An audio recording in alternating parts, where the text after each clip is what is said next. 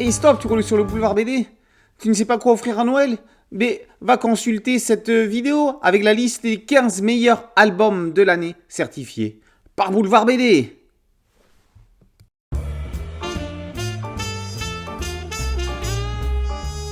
Et stop, tu roules sur le boulevard BD, cet album est fait pour toi. Autre ville. Luc et Stéphane, exilés dans le sud, partent rejoindre Rudy, leur ami d'enfance resté dans le nord de la France, leur région de naissance. C'est pas la joie. Juste avant de partir, ils ont enterré Olina, la chienne de Luc, après une nuit de souffrance. Le séjour tombe à point nommé pour leur changer les idées.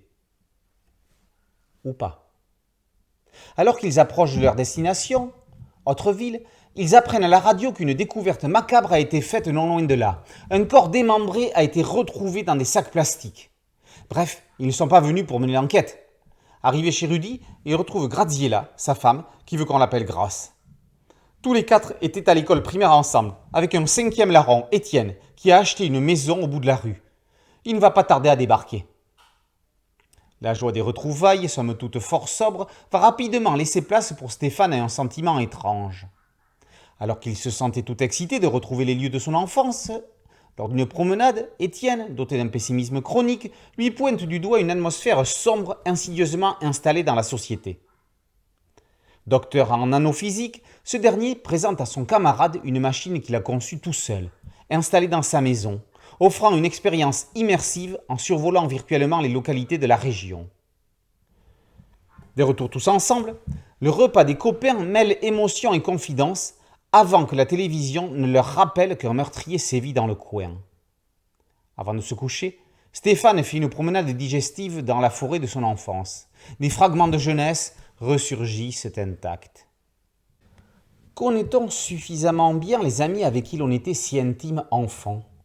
Le temps et la vie faisant leurs effets, les chemins se séparent et lorsqu'ils se recroisent, les liens ne sont pas toujours aussi forts. Quand un fait divers d'apparence totalement déconnecté va faire l'effet d'une boule de bowling dans un strike, les relations entre les membres du groupe vont s'en trouver chamboulées. David de Thuin signe un polar intimiste, au cœur des sentiments. La couverture synthétise parfaitement le propos. Stéphane avance dans la lumière, sortant de la forêt noire dans laquelle se trouvent ses camarades qui l'observent, comme s'il venait de réaliser qu'il fallait quitter l'enfance pour comprendre le sens de la vie sur laquelle elle se base. Dans un graphisme Spirou-compatible, De Thuin construit une biographie riche et variée. Sous la caméra d'un Claude Chabrol, Autreville aurait fait un film d'ambiance aussi inquiétant que poignant. Sous les crayons de Thuin, Autreville est un album encore plus fort que s'il avait été dessiné dans un style réaliste. Il ne faut pas passer à côté. Autreville, par David Thuin et par aux éditions Sarbacane. Boulevard BD, c'est un podcast audio, une chaîne YouTube et un site dédié. Merci de liker, de partager et de vous abonner. A très bientôt sur Boulevard BD. Ciao.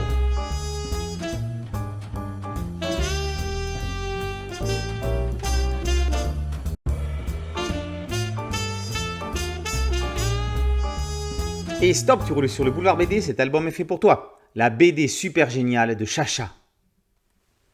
Chacha, c'est Charlotte. Elle a 10 ans et se définit comme une petite fille normale. Elle n'a ni frère ni sœur ni perroquet. Elle a eu un poisson rouge, mais pas longtemps. Ses parents ne veulent pas qu'elle ait un animal de compagnie. À la place, ils lui ont acheté des feutres, un coffret Maxi Dingo. Mais Chacha continue à s'ennuyer. Jusqu'au jour où elle eut l'idée de faire une bande dessinée. Sa bande dessinée. C'est justement celle-ci qui se trouve dans ce livre. Entre commentaires façon journal intime et l'incroyable histoire de Moquette et Click, voici un bouquin hors du commun. Moquette est une gamine de l'âge de Chacha. C'est une méga star, connue dans le monde entier, parce qu'elle est filmée depuis la sortie du corps de sa mère le jour de l'accouchement. Elle s'appelle ainsi parce qu'elle est née sur la moquette du salon. Sa mère n'avait pas pu se rendre à l'hôpital parce qu'on lui avait volé la selle de son vélo. Suite au succès de la vidéo de la naissance, sa mère acheta toutes les caméras de la ville pour la filmer tous les jours. Le rendez-vous était donné sur les réseaux à 18h07 pétante, quotidiennement, pour le TV Moquette Show. En grandissant, Moquette commençait à souffrir de cette notoriété qui l'entraînait dans une solitude sans amis. Elle veut tout arrêter. Pour sa mère, c'est hors de question. La fillette fugue. En feuilletant la BD super géniale de Chacha, on est loin d'imaginer qu'on a entre les mains un ovni scénaristique à côté duquel il est inconcevable de passer. À partir d'une idée somme toute simple, une fillette réalisant une BD, les autrices, Virginie Elsam et Marianne Abezdris, signent l'un des livres les plus débilement drôles de l'année. On n'avait peut-être pas lu quelque chose aussi déjanté depuis Nini Patalo par Lisa Mandel. Graphiquement, on est plus proche d'un José Parondo.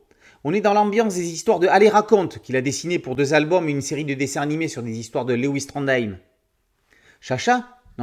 Moquette vit dans un univers avec un professeur foufou, une créature affreuse, un gardien d'hôtel et sa femme collectionneuse compulsive, un cheval qui pète et autres absurdités. C'est débilement drôle.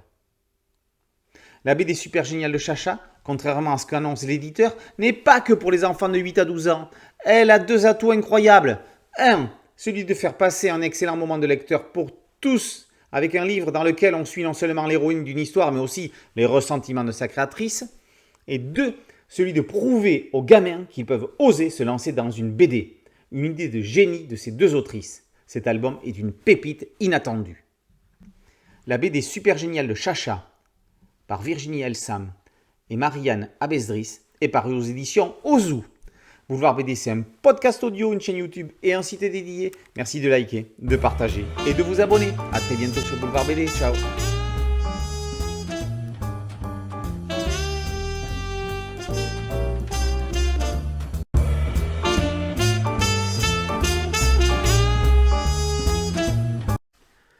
Hey, stop! Tu roules sur le boulevard BD, ces albums sont faits pour toi. Dans les coulisses du Conseil constitutionnel et Bobigny, 1972.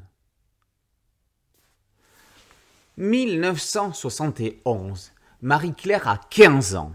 Elle n'a pas fait l'amour. Il l'a forcée. Il l'a forcée. Elle est enceinte. Il l'a forcée. Marie-Claire ne veut pas de cet enfant. Sa mère l'accompagne dans sa démarche. Comme des milliers de femmes, elle va aller voir une faiseuse d'anges pour avorter. Début 1972, sur dénonciation du violeur, Marie-Claire et Michel, sa mère, sont arrêtés et interrogés par la police.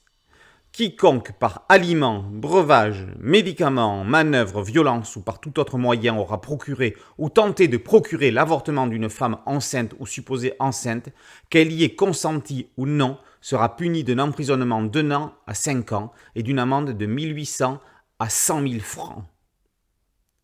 Les 2 femmes sont libérées en attendant le procès. Quelques mois plus tôt, 343 femmes ont lancé un appel réclamant l'avortement libre. Parmi elles, la célèbre avocate Gisèle Halimi. Michel Chevalier décide d'aller la rencontrer pour qu'elle défende sa fille, mais elle n'a pas d'argent pour la payer. Pour Halimi, il n'y a pas de problème d'argent. Il n'y aura pas de frais si la famille la laisse agir. L'affaire sera médiatisée afin de pousser l'État à changer la loi. La société patriarcale est-elle prête à faire évoluer sa mentalité ? Avec Bobigny 1972, c'est tout le parcours du combattant pour l'IVG qui est raconté à travers une histoire basée sur des faits réels, le procès de Marie-Claire Chevalier.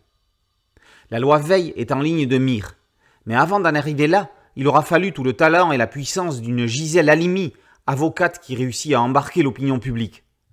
Carole Morel met en scène cet événement avec une pudeur incroyable. Son graphisme réunit les genres et transpire d'émotion.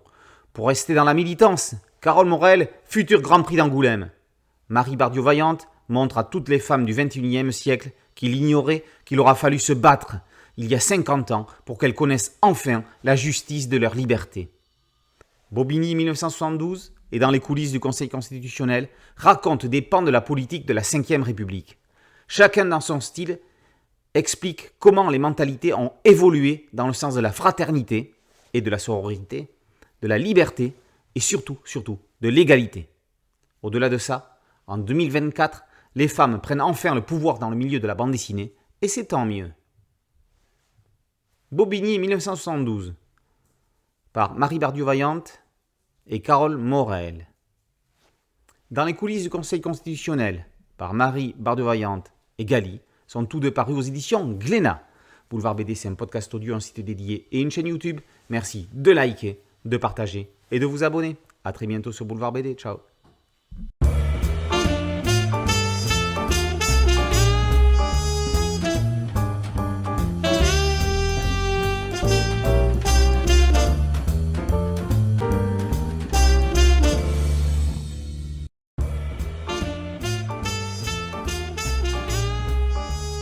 Hey, stop, tu roules sur le boulevard BD, cet album est fait pour toi. Copenhague. Partie 6 jours au Danemark à Copenhague, Nana Miller, parisienne, ne savait pas qu'elle allait y rester plus que prévu. Elle a quitté Paris sans prévenir son ado de fille. Elle lui a laissé 100 balles, un post-it sur le frigo et un reste de lasagne. Un royal. Arrivé sur place, dans le taxi qui l'amène à l'hôtel, c'est la panique sur les boulevards. La radio annonce qu'un corps a été trouvé près d'Amalienborg. Ce n'est pas un homme, ce n'est pas tout à fait une femme, c'est une sirène. Le personnel ayant déserté l'hôtel, Anna y est accueillie par Tuhu Tuusen, un excentrique qui y habite en compagnie de nom d'un chien, son caniche rose. Le pays est verrouillé, les aéroports sont fermés, plus personne n'entre ni ne sort du Danemark. L'information est gardée secrète. Anna va devoir prendre son mal en patience. Qu'est-ce que c'est que cette histoire ? Anna ne va pas rester passive en attendant que la situation évolue. Tuhu est animateur de radio. Il est présentateur de l'émission Les vrais génies ont la parole, dans laquelle il prend au téléphone les seuls qui se posent les bonnes questions, les enfants. Ça ne va pas louper, il y en a un qui l'appelle pour lui demander qui a tué la sirène. Parce que les sirènes, elles ne meurent pas normalement. C'est comme dans les multiverses Marvel. Si une brèche s'ouvre sur un autre univers, tout est chamboulé.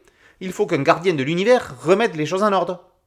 Tu et Anna vont se transformer en détectives en herbe afin de démêler l'intrigue.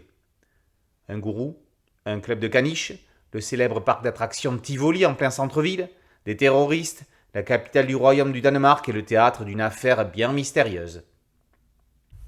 Après Sous brouillard, le duo Anne-Caroline Pandolfo et Terkel Risberg est de retour avec une petite pépite, un pavé de suspense et d'émotion à côté duquel il est impossible de passer.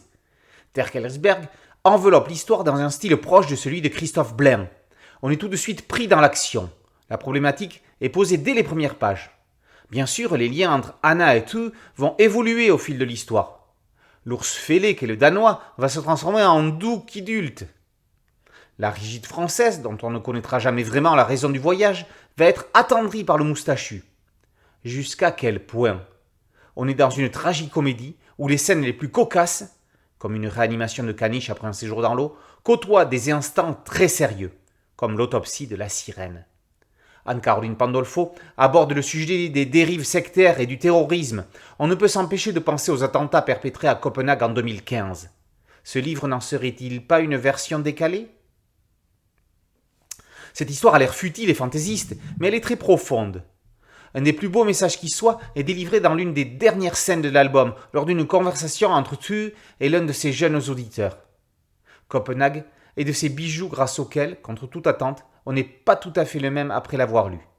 Faire de sa vie un rêve, faire de son rêve une réalité. Copenhague, par Pandolfo et Risberg, est paru aux éditions d'Argo. Boulevard BD, c'est un site dédié, un podcast audio et une chaîne YouTube. Merci de liker, de partager et de vous abonner. A très bientôt sur Boulevard BD. Ciao.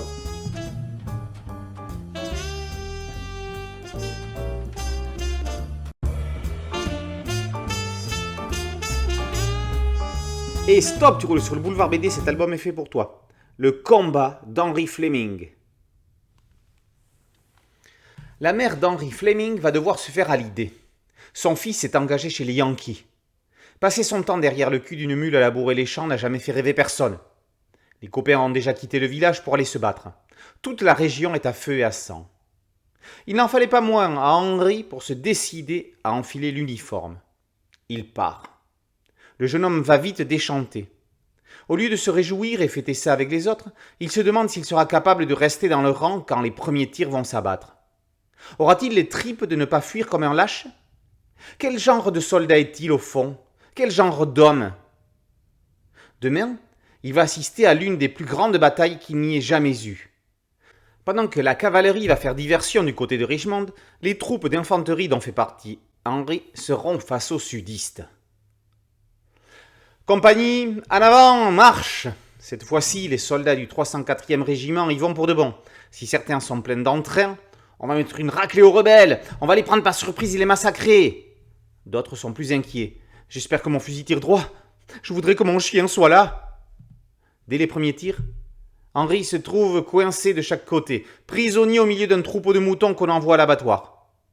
Ce n'est pas cette guerre-là qu'il a voulu. Alors, se faire tuer dès le début? Attendre son tour?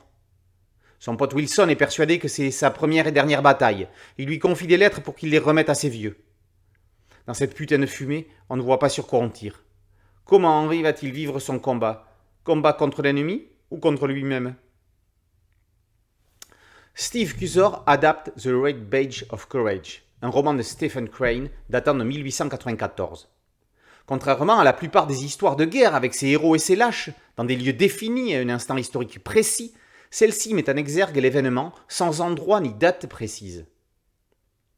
Le lecteur est immergé dans la bataille, sa poussière et sa fumée, comme une caméra témoin. Les affrontements assourdissants sont mis en scène sans onomatopée, comme si les bruits étaient dans les intercases. Cusor joue avec les ombres et les contre-jours. Les couleurs de Miff Versavel chapitrent les séquences dans des tons uniformes. C'est d'ailleurs plus une mise en lumière qu'une colorisation. En adaptant, Cusor a été contraint à faire des choix. Il a laissé de côté toute une dimension patriotique que l'on retrouve dans le film qu'en a tiré John Huston en 1951. Cusor a mis 5 ans à réaliser cet album. Il offre une immersion en plein cœur de la fournaise et invite à se poser la question de comment on aurait agi et réagi à la place d'Henry Fleming. Lâche ou héros? Blutch ou Chesterfield? Avec Henry Fleming, les tuniques bleues ont le soldat que chacun de nous pourrait être. Le combat d'Henry Fleming par Steve Cusor, d'après Stephen Crane, est paru aux éditions Dupuis dans la collection Air Libre. Boulevard BD, c'est un podcast audio, une chaîne YouTube et un site dédié. Merci de liker, de partager et de vous abonner. A très bientôt sur Boulevard BD. Ciao.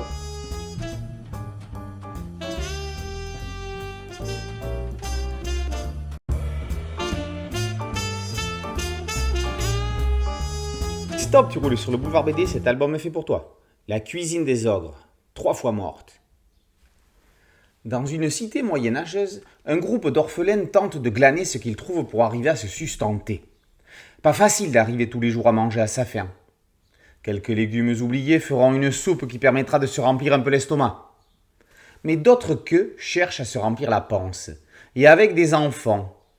Un croque-mitaine ne cesse d'en capturer, pour les amener aux ogres.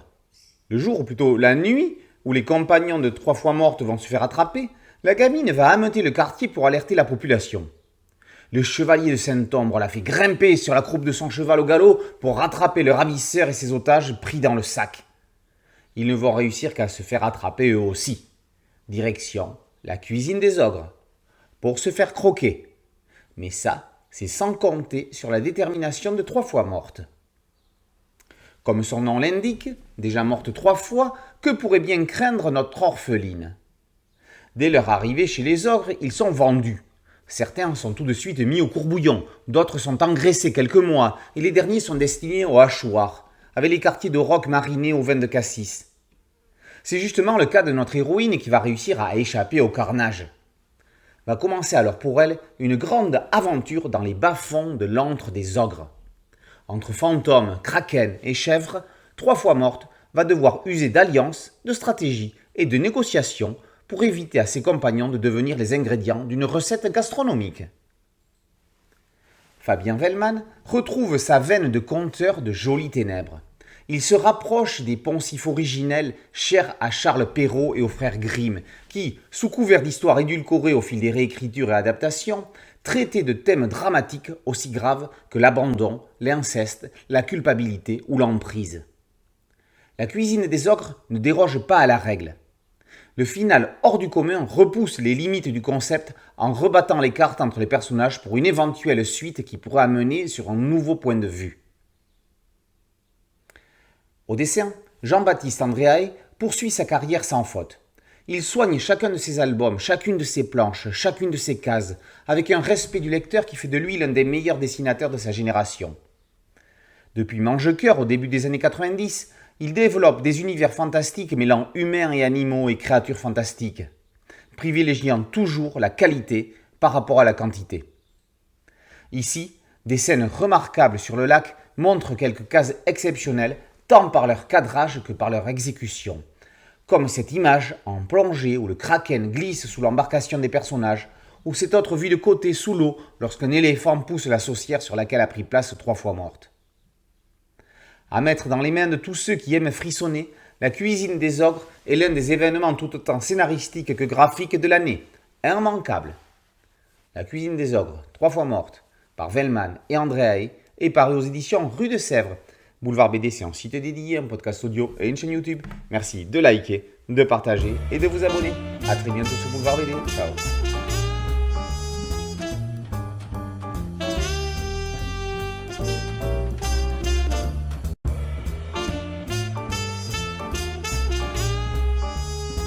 Hey stop, tu roules sur le Boulevard BD, cet album est fait pour toi. Débile, une histoire de harcèlement scolaire. Oui maman, tout va bien. Quand, page 11 de cette histoire, un adolescent répond à sa mère que tout va bien au collège, la phrase fait autant de bruit que le signal d'arrêt d'urgence d'un TGV lancé pleine puissance. Si le jeune homme ne laisse rien transparaître, on ne cache rien à une maman. Elle se doute bien que quelque chose ne tourne pas rond. Iñaki est beaucoup plus grand que ses camarades de classe. Alors, il l'appelle Théodule, parce que Théodule, plus il est grand, plus il est nul. Les petits disent même que s'il est si grand, c'est parce qu'il a mangé son petit frère. Alors qu'il joue au basket dans la cour de récréation, des élèves viennent méchamment lui voler le ballon avant de le lui rendre en pleine face.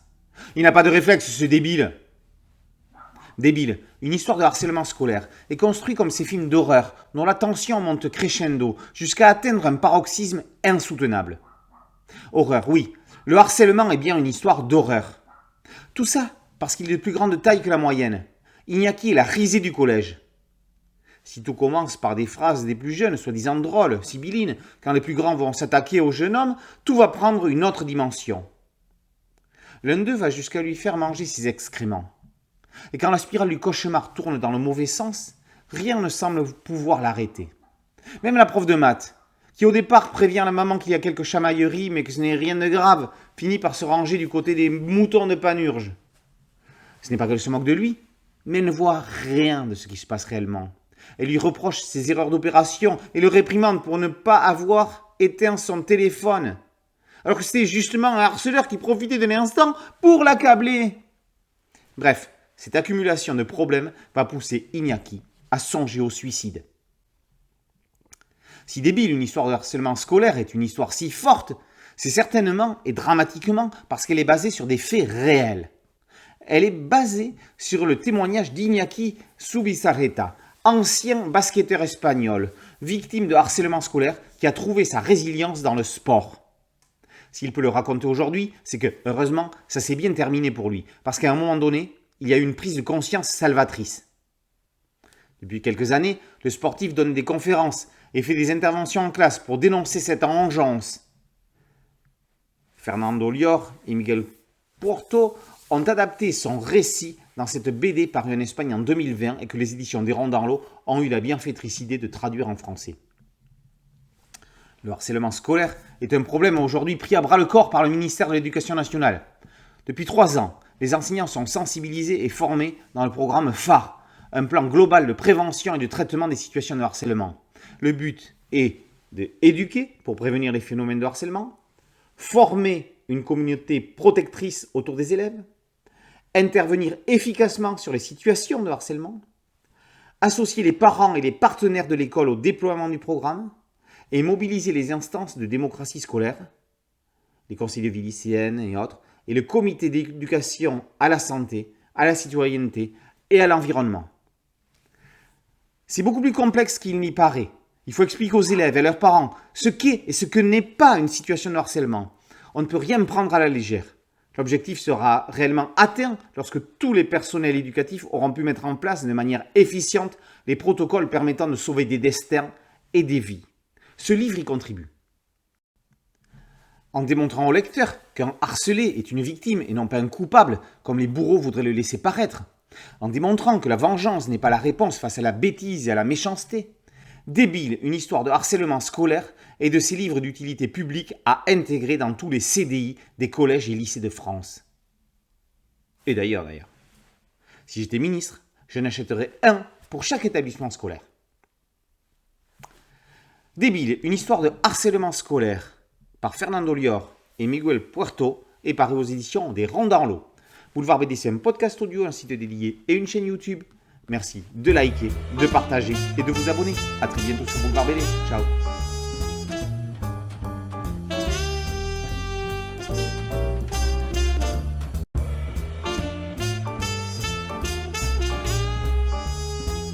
Et stop, tu roules sur le Boulevard BD, cet album est fait pour toi. Ducky Coco. Ducky Coco, un cow-boy canard, débarque au Gold Ranch. Il cherche à acheter un cheval. Le propriétaire lui propose une bête exceptionnelle, capable de tresser des bracelets brésiliens. Ce n'est pas vrai, mais c'est un argument de vente. Le cheval qui parle refuse d'être traité comme une vulgaire marchandise. Il s'appelle Stevie, mais préfère qu'on l'appelle Guiguit. C'est gratos qu'il va accepter de partir découvrir les grands espaces avec Ducky Coco sur son dos. Ensemble, en ville et dans la nature, ils vont parcourir le Far West. À l'hôtel, pas grave s'il ne reste qu'un lit, ils vont dormir dans le même. Si Guiguit est fatigué, il monte dans une diligence, n'en déplaise aux dames indignées. Au saloon, il y a toujours moyen pour le cheval de siroter un whisky même s'il reste à l'extérieur. Quand il y rentre, c'est pour jouer au poker. Lorsque le duo risque de se faire braquer par un outlaw en pleine zone désertique, si l'un des deux est un cheval qui dort, il y a moins de risques que ça tourne mal.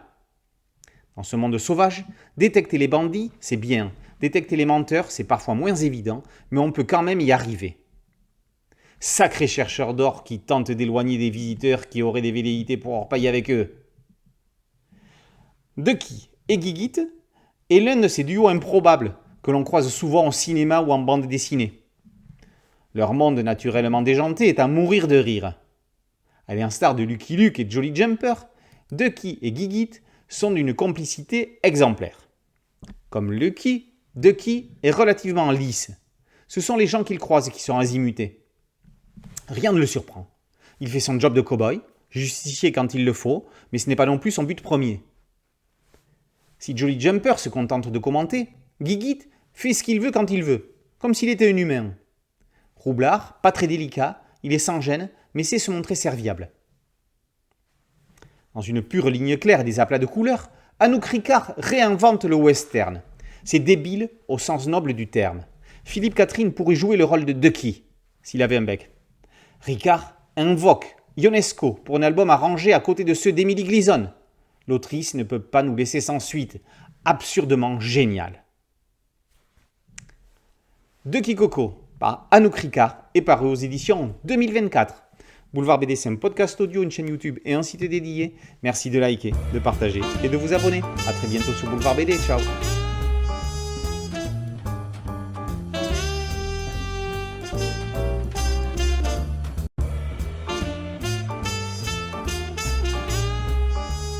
Hey stop, tu roules sur le Boulevard BD, cet album est fait pour toi. Les fantômes de Syracuse. Circulant sur une route pluvieuse de campagne dans sa voiture rouge, Matteo embarque un mystérieux autostoppeur. Matteo est mycologue. Il étudie les champignons et se rend à Syracuse pour une conférence. C'est sa ville natale. Il n'y est jamais retourné depuis son adolescence.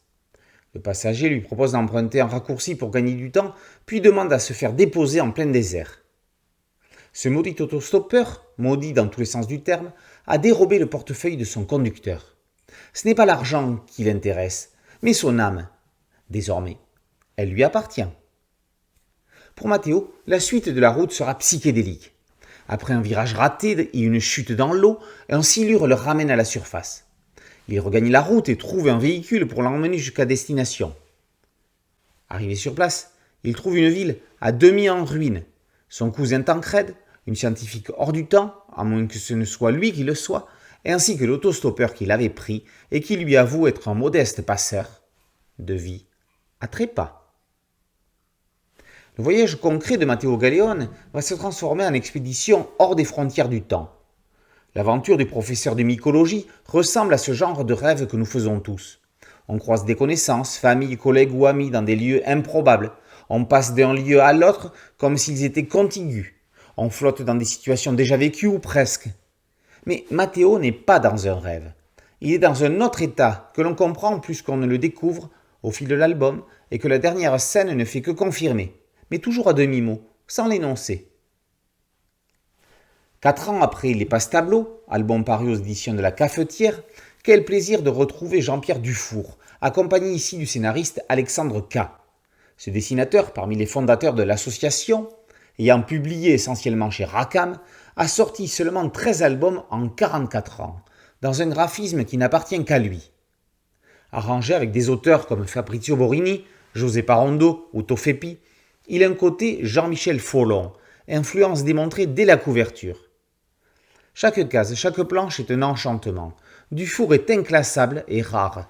Son œuvre déclenche une impression d'adulte qui se cherche dans une enfance qui a peur de grandir, à la frontière du rêve et de la réalité, entre Ionesco et Boris Vian. Alexandre K lui a taillé une histoire sur mesure. On ne voit pas qui d'autre aurait pu la dessiner. Les Fantômes de Syracuse est une ballade sur le sens de la vie. Dans une pure ligne claire, Jean-Pierre Dufour est l'un des piliers d'une intemporelle nouvelle vague. Les Fantômes de Syracuse, par K et Dufour, est paru aux éditions Tanibis. Boulevard BD, c'est un site dédié, un podcast audio et une chaîne YouTube. Merci de liker, de partager et de vous abonner. A très bientôt sur Boulevard BD. Ciao.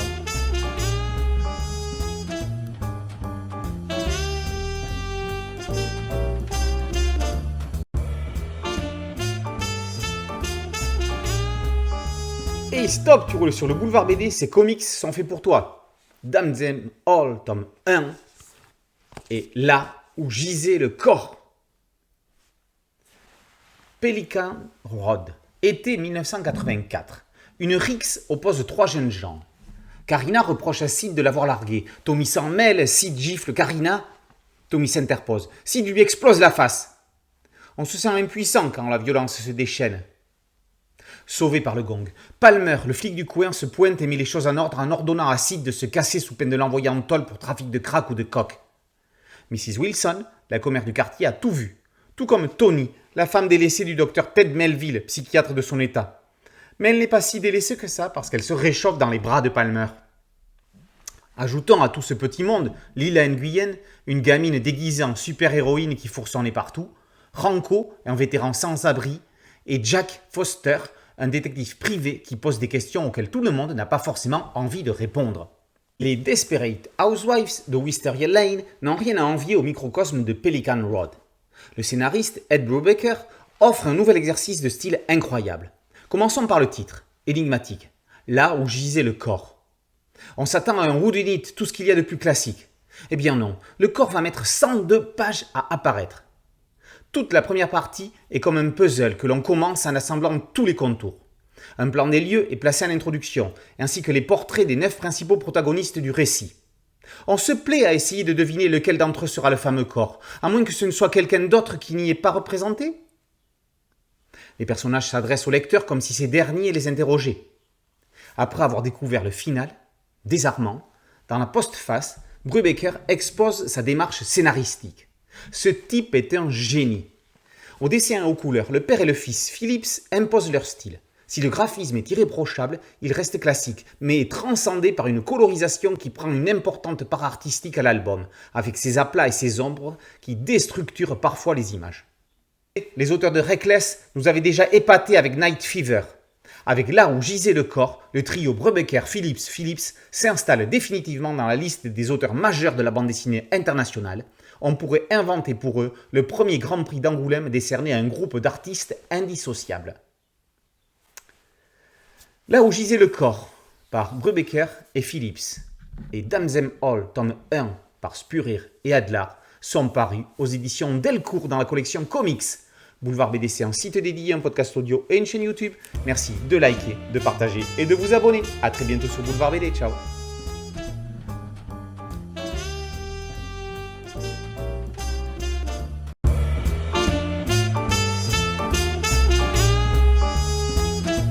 Et stop, tu roules sur le Boulevard BD, cet album est fait pour toi. Les Bensborn. Nîmes, octobre 1993. Isabelle est en cours d'histoire au collège La Révolution. La prof leur apprend que la sélection des enfants mise en place par les nazis ne passait pas que par le gazage des juifs. Pendant que ces barbares tuaient des enfants d'un côté, ils en faisaient naître de l'autre. Dépeuplement, repeuplement. Des Ariens naissaient dans des maternités nazies scandinaves. Ces lieux étaient appelés des Lebensborn, de Leben, vie, et Born, fontaine ou source, en allemand ancien. Ces fontaines de vie cachaient des horreurs. Il y en avait en Allemagne, au Danemark, en Belgique, aux Pays-Bas, en France, mais surtout en Norvège entre 1942 et 1945. Le cours fait tilt dans la tête d'Isabelle. Sa mère adoptée est née en 1944 en Norvège. Viendrait-elle d'une de ces maternités ? Catherine, la maman d'Isabelle, ne sait pas pourquoi sa mère n'a pas pu la garder. L'époque était compliquée. Elle était peut-être trop jeune ou trop pauvre. Toujours est-il qu'elle a trouvé une famille aimante en France et que mamie est celle qu'elle aime et qui l'a élevée. À son décès en 1998, Catherine, qui n'avait jamais cherché à en savoir plus, décide de mettre de la lumière sur son histoire. 1998, c'est aussi l'arrivée d'Internet dans le foyer. Les recherches sont facilitées. Isabelle part faire des études de dessin pendant que sa mère avance dans l'enquête de ses origines. Elle découvre que son père biologique était un soldat allemand. Elle se trouve un frère et une sœur en Norvège. Isabelle apprend qu'elle a des cousins. Catherine est née sous le nom d'Anne-Lise. Elle va aller rencontrer sa famille et découvrir la vie de sa mère Gerda. Isabelle en sera le témoin graphique, pas toujours avec l'accord de sa maman. Isabelle Marogé explore un pan méconnu de l'histoire de la Seconde Guerre mondiale, peut-être parce qu'il n'y a eu qu'un seul de ces Lebensborn en France. Entre 15 000 et 20 000 enfants seraient nés dans ces pouponnières. En Norvège, de jeunes soldats allemands étaient envoyés pour séduire des filles qui pourraient leur donner des enfants correspondant aux critères ariens. On accompagne Gerda à Urdalverk, le manoir qui abrita l'une des plus grandes maternités nazies de la région d'Oslo. Annelise Catherine y naîtra. Comment échappera-t-elle à une arrivée en Allemagne comme ce qui avait été prévu ? On le découvrira dans l'album, tout comme on en saura plus sur Paul, le soldat, grand-père d'Isabelle. Dans un graphisme tout public et une mise en couleur originale posant des personnages en couleur, ou pas, selon les époques, sur des décors en ton de gris, Isabelle Marogé transforme une histoire vraie de famille et de généalogie en polar parfois palpitant. Il est des histoires où la réalité dépasse la fiction. Lebensborn et de ses récits témoignages, témoins d'une époque que l'histoire du monde aurait préféré ne jamais écrire, mais qu'il est nécessaire de retranscrire pour ne pas l'oublier. Un des albums de l'année. Lebensborn, par Isabelle Marogé, est paru chez Bayard Graphique. Boulevard BD, c'est un podcast audio et un site dédié et une chaîne YouTube. Merci de liker, de partager et de vous abonner. A très bientôt sur Boulevard BD. Ciao.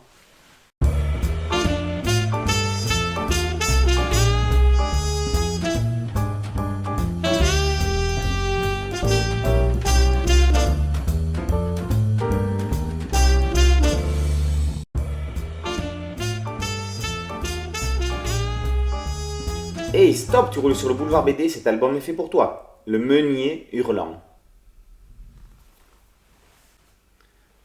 1951, en Laponie. Ayant fichu les nazis dehors, les Finlandais se réacclimatent à la vie. Le vieux moulin qui n'a pas tourné depuis les années 30 a même été acheté. Acheté par un fou. Il faut croire que la guerre ne les a pas tous tués. Il s'appelle Agnar Hutunen. Il est grand. Il vient du sud de Kilkoiset. Il avait un moulin là-bas, chez lui, mais il paraît qu'il a brûlé avec sa femme dedans. Ce n'est pas ce que disent les registres de l'église, qui l'affirment célibataire. Toujours est-il qu'ici, il l'a redressé, alors qu'il était de guingois à cause des glaces qui le compriment. Il a remis en service la scie à bardeaux. De temps en temps, il monte sur le toit de son moulin et pousse des cris intempestifs. Un fou ? Un iconoclaste ? Un simple marginal ? Agnar Hutunen ne laisse personne indifférent, et il y en a qui le dérangent. À l'instar du cours d'eau qui perturbe le moulin au gré de ses gels et dégels, la vie du meunier ne va pas être un long fleuve tranquille. Le meunier hurlant est un roman de l'auteur lapon Arto Pasilina, surtout connu pour le lièvre de Vatanen. Ce meunier a quand même été vendu à 100 000 exemplaires. Il nous immerge dans un pays libéré en proie à la douce folie d'un homme en marge de la société. Il montre comment la différence dérange. Le meunier hurle, mais la foule hurle avec les loups. Dans cette cacophonie, qui criera le plus fort ? Heureusement, certains villageois, comme Sanelma et le facteur, ont du recul sur la situation et vont permettre à Agnar de continuer à vivre dans son environnement jusqu'à que la fatalité ne rattrape tout ce petit monde. Le final n'est pas franchement optimiste sur la société humaine et invite à se remettre en question en tant que groupe. Pasilina écrit une ode à l'altérité et à la nature. Pour une fois, la Laponie n'est pas froide. Bien que ses habitants ne soient pas tous fréquentables, on a envie d'y vivre. Le monde de Nicolas Dumonteuil est en parfaite adéquation avec celui de Pasilina. Celui que l'on a découvert avec l'Enclave et surtout Qui a tué l'idiot, que Futuropolis réédite, trouve dans ce roman un scénario qu'il aurait pu écrire.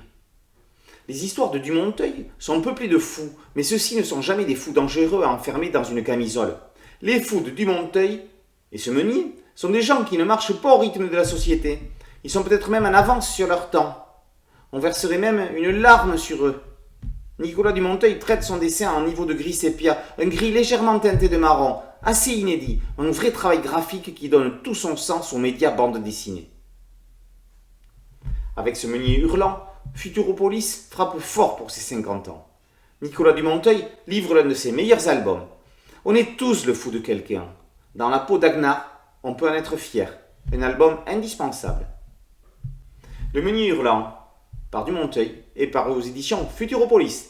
Boulevard BD, c'est un site dédié, un podcast audio et une chaîne YouTube. Merci de liker, de partager et de vous abonner. A très bientôt sur Boulevard BD. Ciao.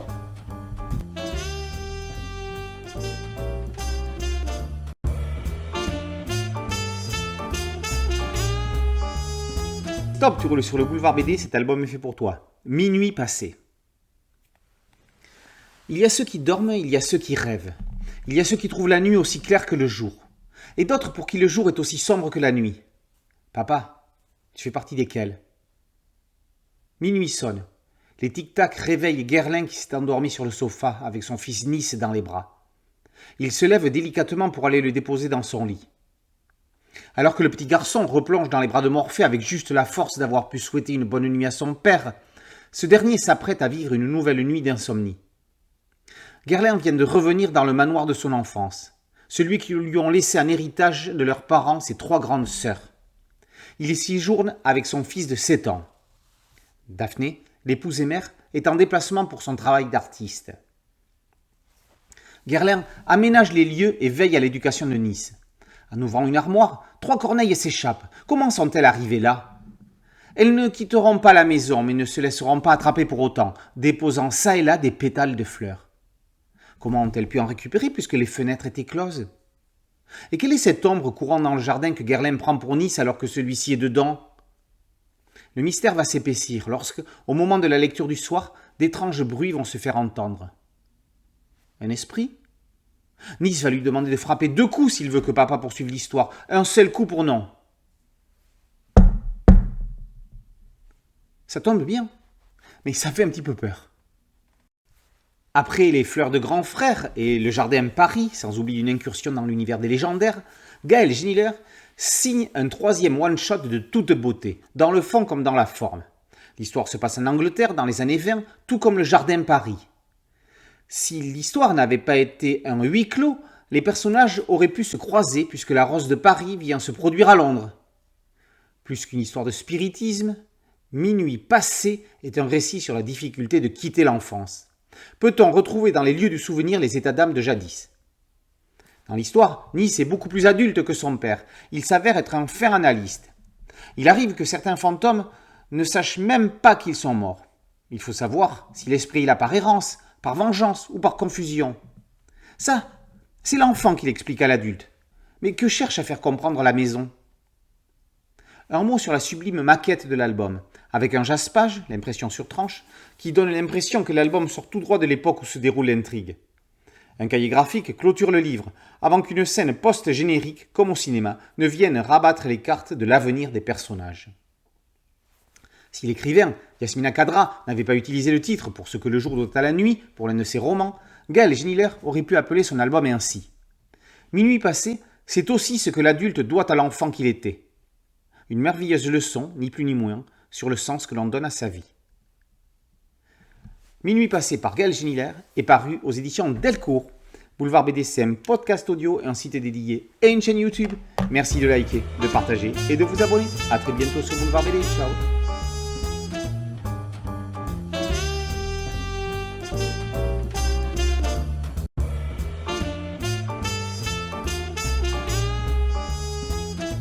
Et stop, tu roules sur le Boulevard BD. Cet album est fait pour toi. Peter Pan de Kensington. Toutes les villes habitées par les créatures humaines recèlent des endroits particuliers. Des endroits magiques où cohabitent ce qui est, ce qui n'est pas et ce qui pourrait être. À Londres, cet endroit correspond au jardin de Kensington. Cet après-midi, une vieille dame, la vendeuse de ballons, y a laissé la vie, vraisemblablement victime d'une attaque cardiaque. Cette nuit, une petite fille sanglote. Elle était venue avec son papa, mais elle s'est perdue. De vilaines fées veulent lui réserver un mauvais sort. Elles vont rapidement se faire chasser par un jeune homme bien mystérieux. Elle s'appelle, cette petite fille, Mamie Mannering, et a 6 ans. Lui, c'est Peter Pan, l'authentique et inimitable Peter Pan. C'est un aventurier, c'est un pirate. Il est Peter des jardins de Kensington. Comme le dit son ami Corbeau, il n'est ni ceci ni cela, ni ici ni là. C'est un entre les deux. Ni un oiseau ni un enfant, même s'il vole comme un oiseau et se comporte comme un enfant. Alors que Mamie souhaiterait que Peter la ramène chez elle, celui-ci lui donne des ailes pour survoler la capitale anglaise. Il lui fait admirer le ciel et notamment les étoiles. Et qu'y a-t-il au-delà de la 2e étoile? Là-haut à droite? Neverland, le pays imaginaire. Une île où les enfants ne grandissent pas et où il n'existe qu'une seule règle, s'amuser. Peter propose à Mamie de l'y emmener, afin de devenir une enfant pour l'éternité. On trouve aussi là-bas des sirènes, des indiens, des cannibales et des milliers de fées, ainsi que des pirates aussi effrayants que risibles, comme le redoutable Capitaine Crochet. L'enfant volant réussira-t-il à convaincre la fillette?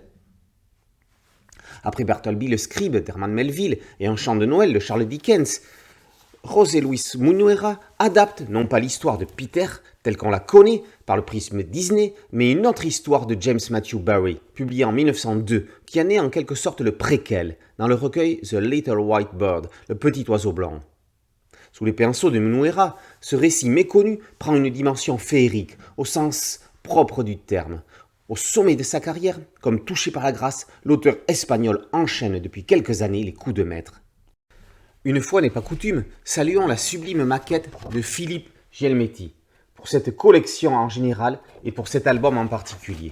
Sous une magnifique jaquette en 4 pans, et un seul Peter Pan, on trouve un livre vert, avec quelques herbes et fleurs en ombre blanche et où aucune inscription ne figure. Le contenant est aussi beau que le contenu.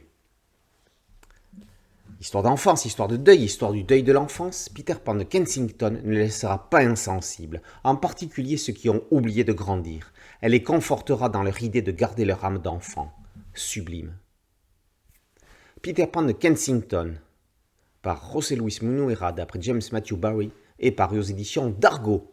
Boulevard BD, c'est un podcast audio, une chaîne YouTube et un site dédié. Merci de liker, de partager et de vous abonner. A très bientôt sur Boulevard BD. Ciao.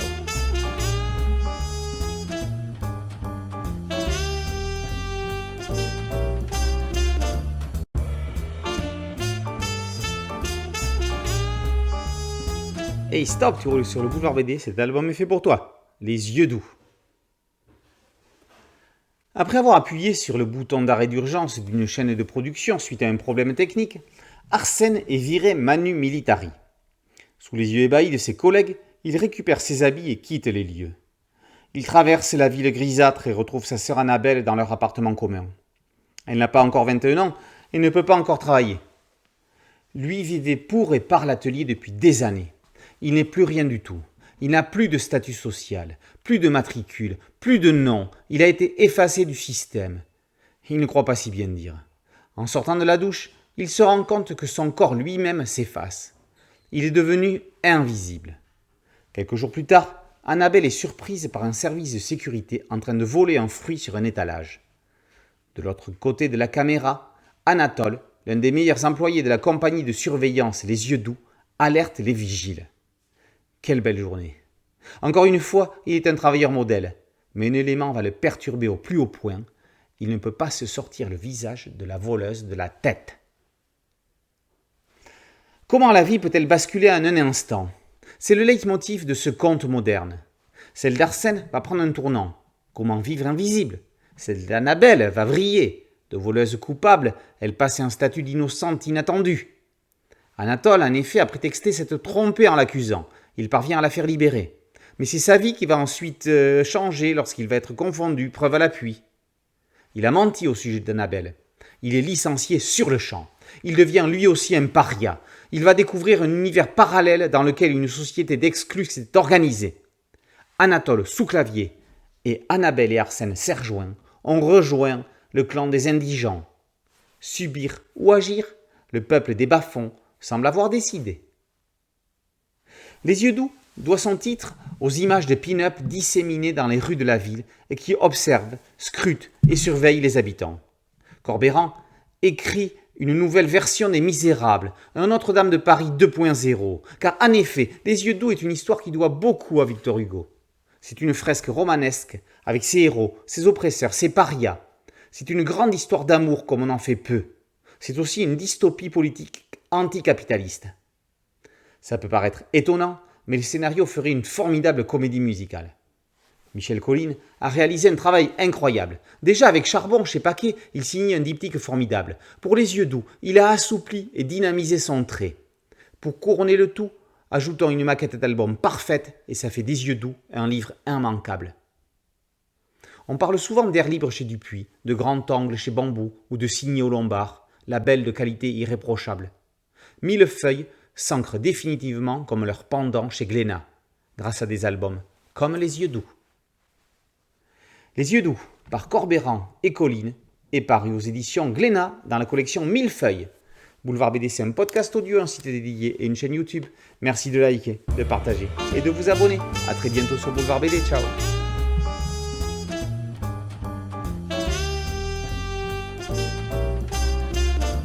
Joyeux Noël à tous, Boulevard BD vous souhaite d'excellentes fêtes.